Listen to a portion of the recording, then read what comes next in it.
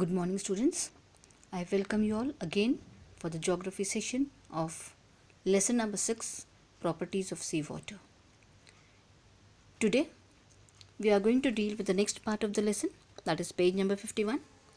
In the previous part, we have studied that temperature is a major property of seawater. The surface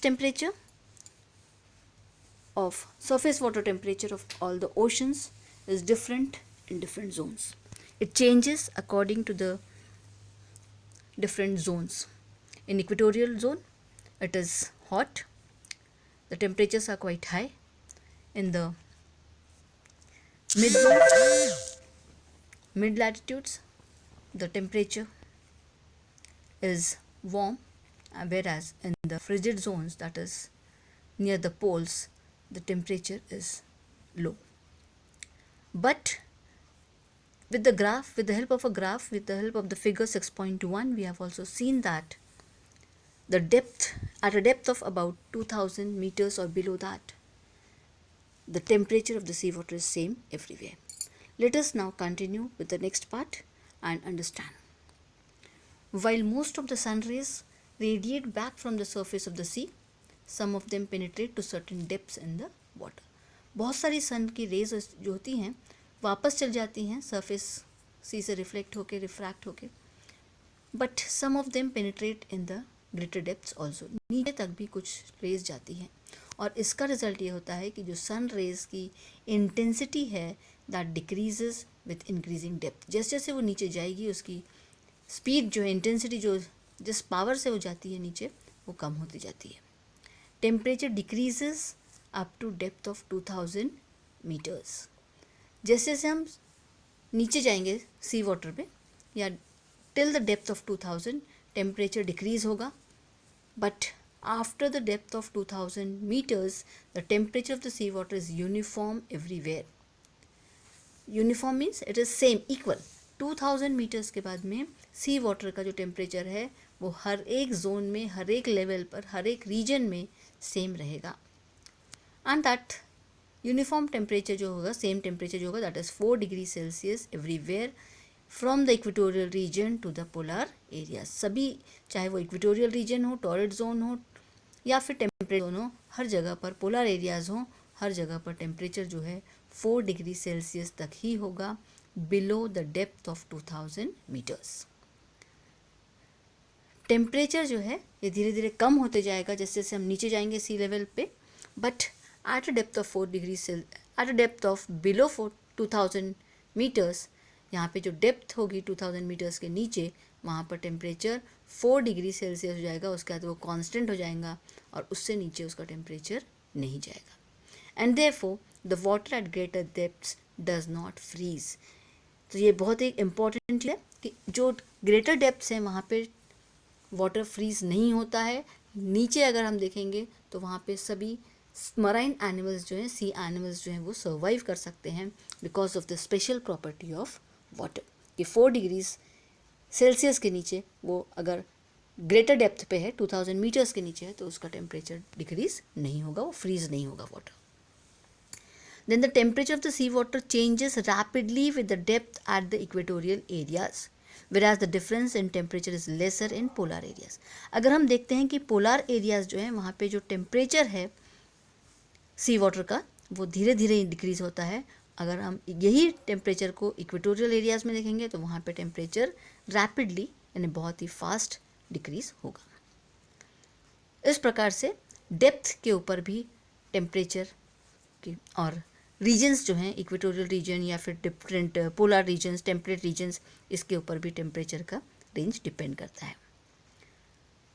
एक और important चीज़ यहाँ पर है, there is also a difference open seas and landlocked seas. अब open sea और landlocked sea क्या होता है?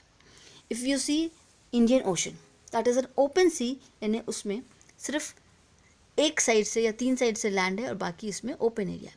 But if you see Mediterranean sea, black sea, ये सब जो सी हैं, डेड सी, ये पूरे साइड से लैंड से सराउंडेड हैं और बीच में वाटर बॉडी है. Such type of sea is called as land locked sea, यानी लैंड ने उसको लॉक करके रखा है सब तरफ पे. तो ऐसे जो सी हैं लैंडलॉक्ड सी और ओपन सी दोनों के टेम्परेचर में भी, सरफेस टेम्परेचर में भी काफ़ी डिफरेंसेस हमको देखने को मिलते हैं. As the salinity of the landlocked seas is more, the temperature of these landlocked seas is higher than the open seas. यहाँ पे landlocked sea है तो इसलिए उसका वाटर कहीं फ्लो होके नहीं जा रहा, ऊपर थोड़ी सी स्पेस में वो फैला हुआ है, and because of that salinity यहाँ की लैंडलॉक्ड सी की बहुत ज़्यादा होती है, and hence the temperature of this landlocked sea is higher as compare to the open sea. Open sea से इसका टेम्परेचर ज़्यादा रहेगा. And this is true for low latitudinal areas also. Low latitude की अगर areas हैं, for example in the polar regions, low latitudes हैं, वहाँ पर भी ऐसा ही होगा कि open sea की जो temperature है वो कम होगी और landlocked sea की ज़्यादा होगी. So here we have studied that temperature, that is a major property of the sea water. Also that sea water temperature depends upon the salinity as well as the location of the sea. Next, if you see on this page number 51, we have some questions given there. Why is the taste of sea water salty? What are the reasons for high salinity in the oceans? What is the use of the salts in the ocean to us? And how can we obtain the salts from the ocean water? ये 4 questions यहाँ दिए हैं. Let us answer these questions before we move to the next paragraph. Now first is, why is the taste of sea water salty? Already we have discussed this question on page number 50 also. I have the answer here for you all. यहाँ पे क्या होता है, salts जो होते हैं ocean के, वो rocks जो होते हैं वहाँ पे लैंड पे, उसके कारण से उसमें salt होता है और वो salt ओशन के वाटर में मिल जाता है. ऑल्सो रिवर्स जो हैं वो आकर ओशन में या सी में एंड अप होती हैं, तो उनके साथ भी बहुत सारे डिजॉल्व सॉल्ट्स रिवर वाटर के साथ में आते हैं.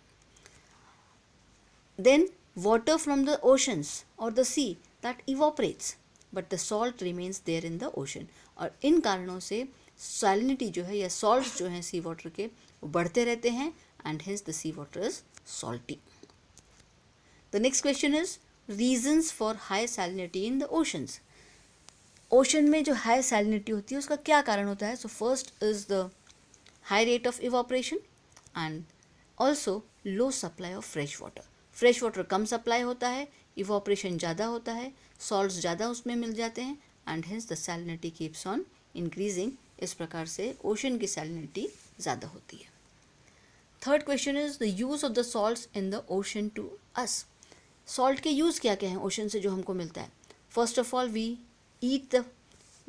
Use the salts in the food we eat. Also they are use for making chemicals, medicines etcetera. Medicine बनाने के काम आता है, वो केमिकल्स बनाने के काम आता है.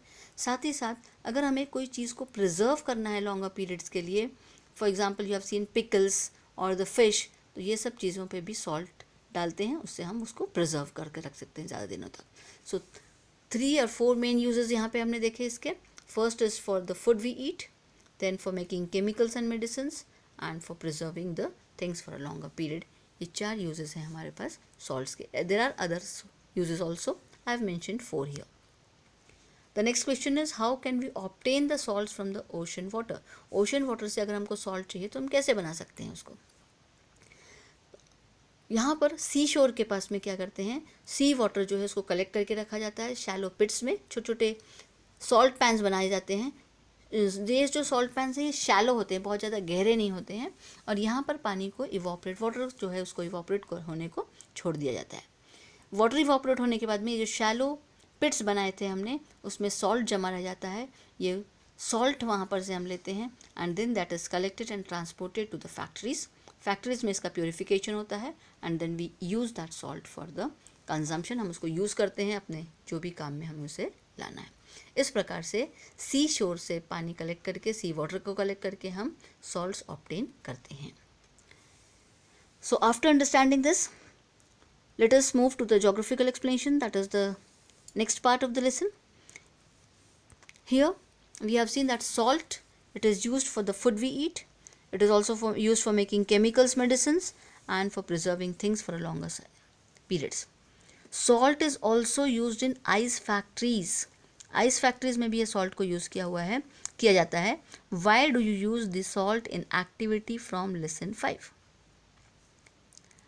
लेसन 5 की भी एक एक्टिविटी में हमने देखे थे कि वहाँ पर भी सॉल्ट का यूज़ हो रहा है, so you can just refer that chapter. और यहाँ पे अभी हमको मेन एक चीज़ समझनी है कि जो भी सॉल्ट हमें मिल रहा है that is obtain from the salt pans. अब जो बॉयंसी होती है सी वाटर की, that increases because of salinity.